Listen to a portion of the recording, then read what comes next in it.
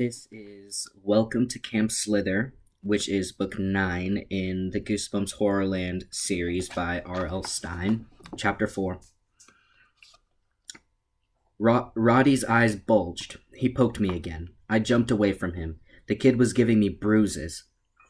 "It's just the dude's name," I told him. "Stop being so crazy." Roddy lowered his eyes. "Sorry," he muttered. "I'll try. I don't know why my parents sent me to this camp. I said I'd rather go to diet camp, anything but this." I laughed. I thought he was making a joke, but he was totally serious. "Welcome, people," Dr. Crawler shouted. "Welcome. I'm the head counselor here." He had a soft voice. When he spoke, his black mustache wiggled up and down. He brushed a fly off my shoulder. "What's your name, son?" he asked. "Boone Dixon," I said. He smiled. "Welcome to Camp Hither." He waved to a tall, black-haired boy in long blue basketball shorts and a sleeveless blue net t-shirt with a Nike swoosh across the front. The boy was helping to unload the bus. "Nathan, over here," Dr. Crawler shouted. "Boone is one of your campers." Nathan came trotting over. He was maybe 18 or 19. His black hair was scraggly and fell down to his shoulders. He had a silver ring in one ear. He had a fake tattoo of a bat on the back of one hand. He wiped sweat off his forehead with the front of his t-shirt. "What's up?" he asked. "How you doing? Guess I'm your counselor." Dr. Crawler rounded up the other kids in our group. Roddy was one, and two other guys our age, Sid and Kelly. They were both tall, with short brown hair and brown eyes. Kelly had a nice smile. Sid looked kind of serious. Nathan lined the four of us up in front of him. "You're my guys," he said. "You got a problem, you come to me." "I've got a problem," Roddy muttered. Nathan squinted at him. "What's wrong?" "Are there a lot of snakes in the lake?" Roddy asked. Nathan shrugged. "I don't think so. Why? You like snakes?" "I could find you some snakes. You guys want to go on a snake hunt?" "No," Roddy shouted. "I mean, I don't like snakes." Nathan's eyes flashed. He grinned at Roddy. "Ever eat snake meat?" "Yum."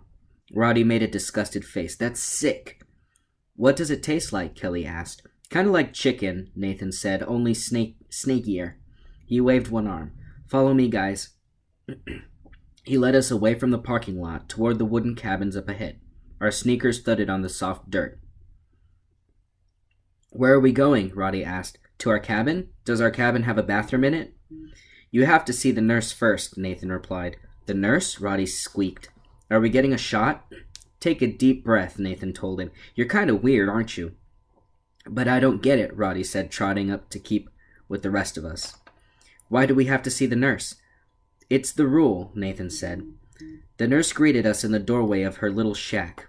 She looked about as old as my grandmother. She had a red and white Cincinnati Reds cap pulled down over her gray hair. She wore a plaid flannel shirt over baggy jeans. "Y'all can call me Nurse April," she said. "I'm always here. If y'all can't find me in my clinic, look for me in the mess hall." Nurse April raised a tall spray can in one hand. "This won't hurt a bit," she said. She grabbed my shoulder with the other hand and began spraying a sticky orange liquid on my skin. My skin tingled. I suddenly felt weird. "Hey," I shouted, "what are you doing? Stop. What is this stuff?" Chapter 5. "It's super glue," Nathan said. "I like my guys to stick together." He laughed. "Y'all will get used to Nathan," Nurse April said. "He has a strange sense of humor, because he comes from another planet." She turned me around and sprayed the back of my neck. "Relax, fella," she said. "It's called sun glow. It's sun protection." She moved to Sid and started spraying up and down one of his legs. The orange liquid dripped down onto his white sweat socks. "We are very careful about sun protection here at Camp Hither," Nurse April said. "You'll find cans of sun glow in your cabin," Nathan said. "I want you guys to spray yourselves with it twice a day." Nurse April finished spraying Sid and started on Roddy's arms. "We want to keep you safe," she said.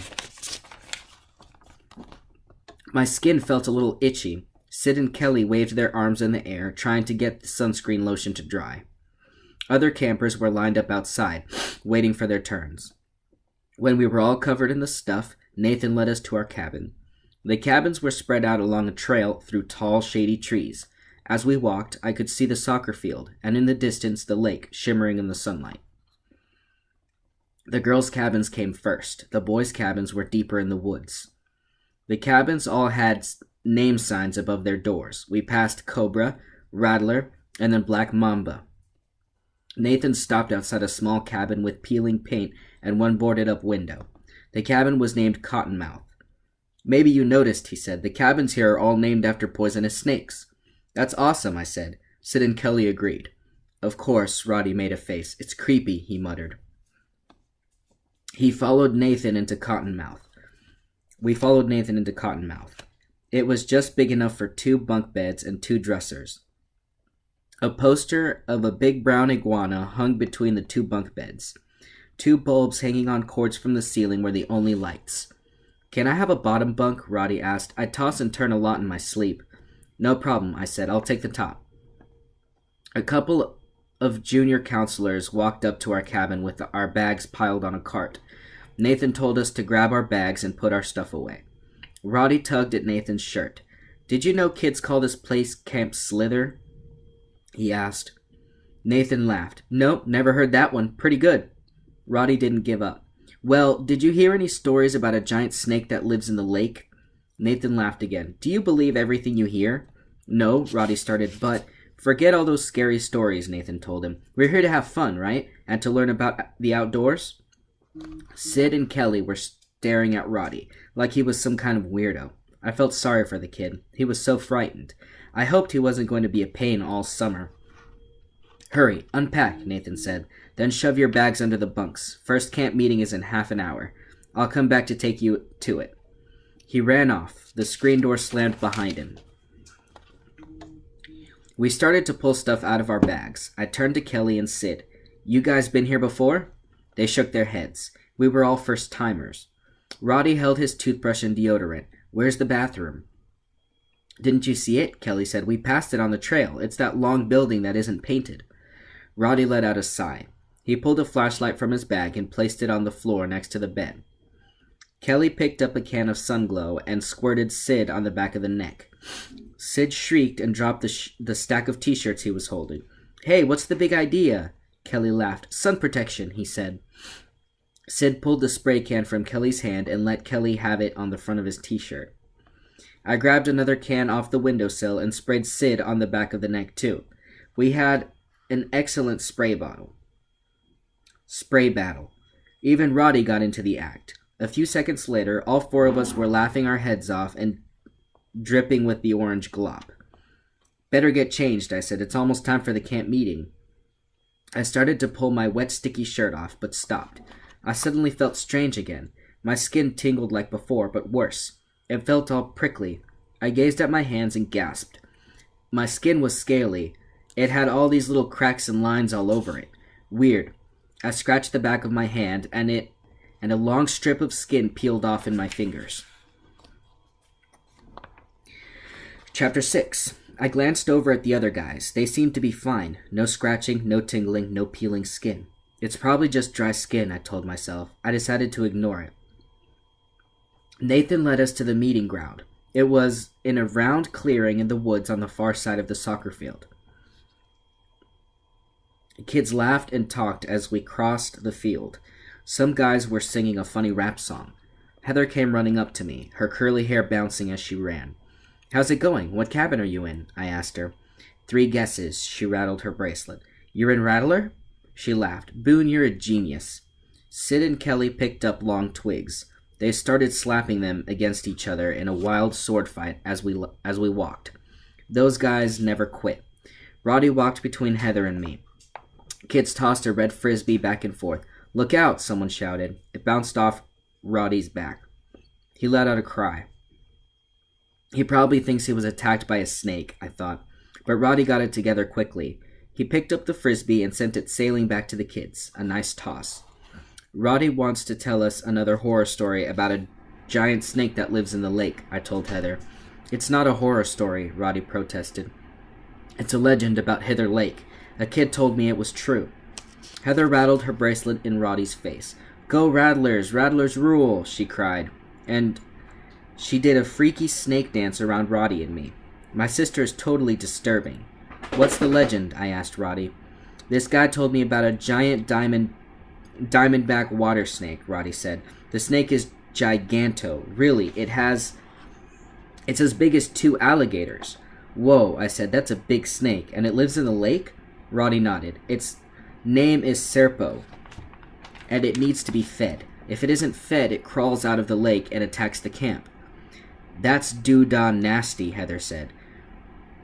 We were nearing the meeting ground. Kids were sitting in the semicircle near a low white stone wall. How do they feed Serpo? I asked Roddy. He swallowed. I know you're not going to believe this, Boone, but this is what the kids at the school told me. Tell, Heather said. Once during the summer, the counselors make all the campers swim across Lake Hither, and Serpo pulls some kids down for food. That's how they feed him. And when he's finished eating the campers, their bare bones wash up onto shore. Roddy looked so serious, Heather and I burst out laughing. That's not true. That's from a movie, Heather said. Bye. She ran off across the grass to join some other girls from her cabin. I said you wouldn't believe me, Roddy muttered. We followed Nathan to the meeting ground. The 4 of us sat down in the grass. The low wall curved behind us. We faced a tall black rock, almost diamond-shaped. Behind it, we could see a steep grassy hill with a building at the top. Thick woods surrounded us. Behind the trees, the afternoon sun was starting to drop. Dr. Crawler came out and stood in front of the rock. He had changed into jeans, sandals, and a green and blue sweatshirt that said Camp Hither across the front. This is our welcome meeting, he announced, and so, let me say, welcome. Here at Camp Hither, we want you to have the most fun you can in the great outdoors. Someone popped a loud bubblegum bubble. Kids burst out laughing. Dr. Crawler's mustache curled up as he smiled. I see a lot of you are already having fun, he said. Well, things are always popping here at Camp Hither. It was a lame joke, but a few kids laughed at it. Dr. Crawler slapped his hand on the back of the black rock. Let me tell you the story of the meeting rock, he said. We have many stories to tell here at Camp Hither, and this rock... I couldn't hear the rest of what he was saying. His voice was suddenly drowned out by a loud hissing sound. The sound rose like a siren, loud, shrill.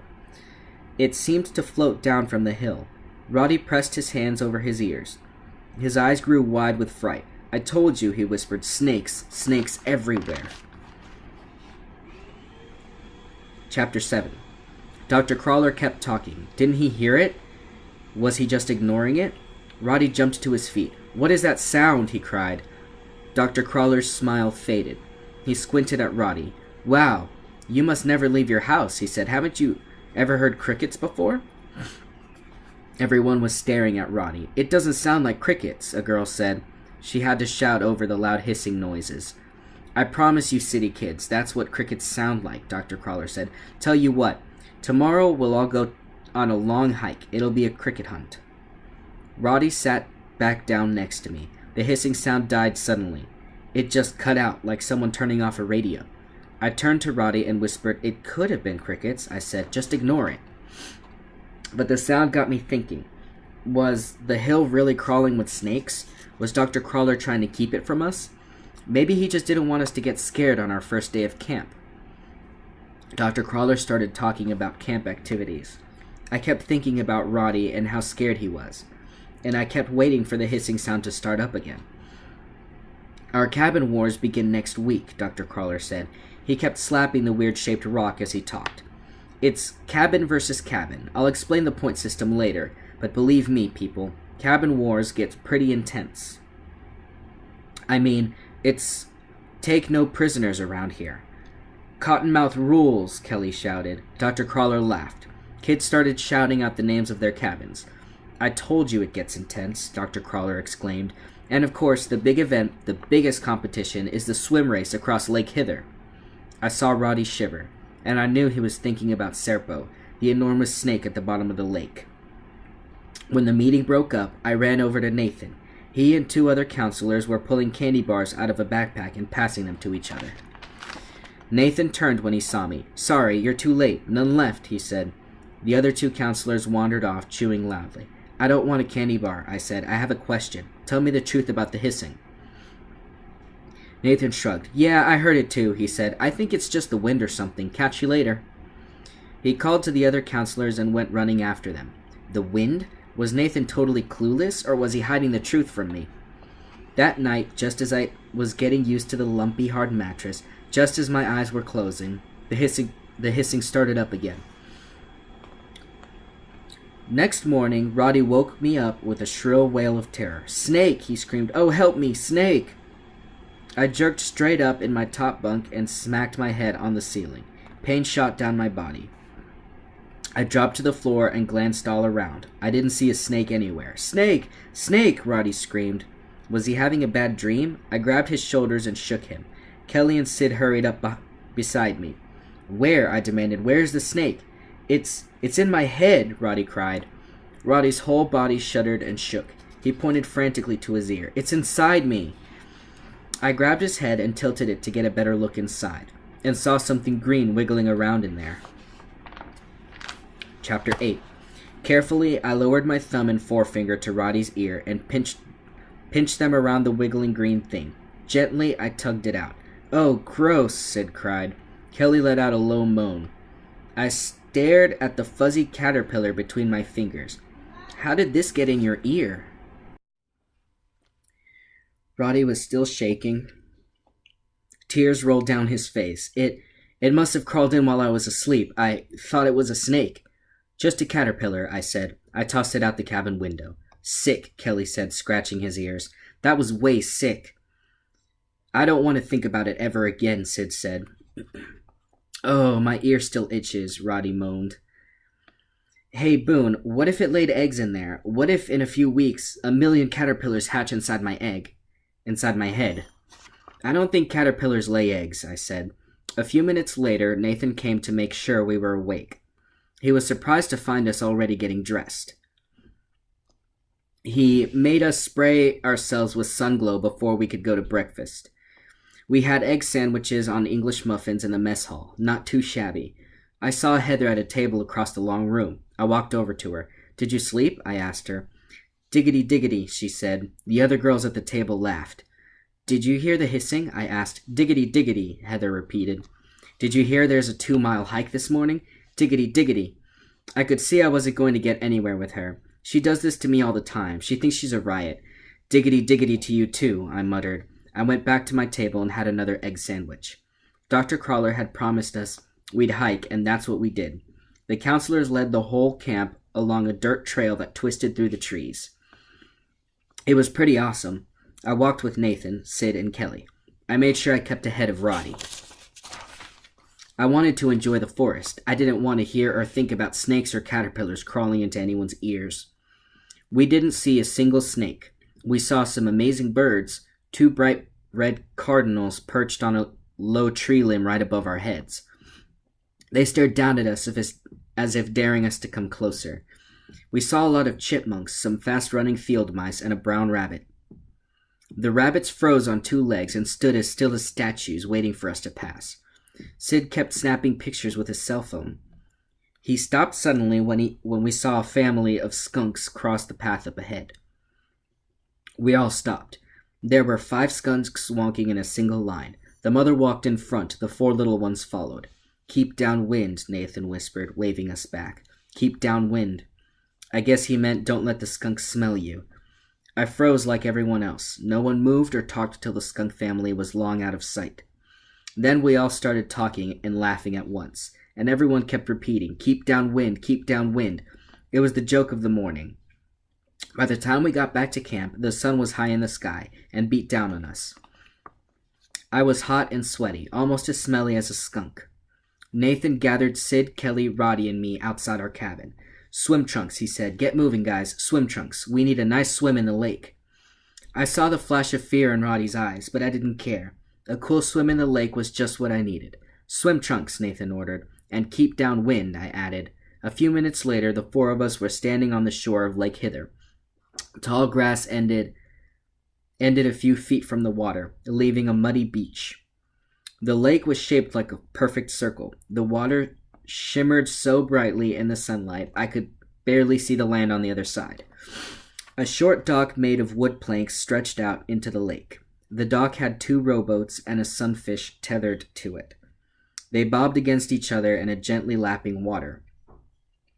2 tall stacks of black inner tubes were piled at one side of the dock. I took a step into the water, warmer than I expected. The cool mud oozed between my toes. I took another step, and a hand grabbed my shoulder, pulling me back. "Boone, check it out."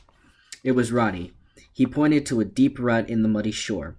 "I'll bet that giant snake Serpo made that track," he said. "Look, he came out of the water recently." I rolled my eyes. "Roddy, Nathan wouldn't let us swim here if there was a giant snake."